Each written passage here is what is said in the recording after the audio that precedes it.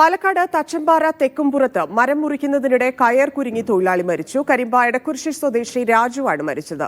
അഗ്നിരക്ഷാസേന എത്തി വലകെട്ടി താഴെയിറക്കിയെങ്കിലും ആശുപത്രിയിലേക്ക് കൊണ്ടുപോകും വഴിയായിരുന്നു മരണം. സാജിദ് അജ്മൽ ചേരുന്നു. സാജിദ്, എന്താണ് സംഭവിച്ചത്? ധന്യ, തച്ചമ്പാറ തെക്കുംപുറത്താണ് ഈ മരം മുറിക്കുന്നതിനിടെ അപകടം ഉണ്ടാകുന്നത്. കാഞ്ഞിരപ്പുഴ ഇറിഗേഷന്റെ ഈ ഭാഗമായി ഈ ടെൻഡർ എടുത്തിരുന്ന മരം മുറിക്കുകയായിരുന്നു. ഇതിനിടെയാണ് അപകടം ഉണ്ടാകുന്നത്. കരിമ്പ എടക്കുരിശി സ്വദേശി 55 വയസ്സുള്ള രാജുവാണ് മരിച്ചത്.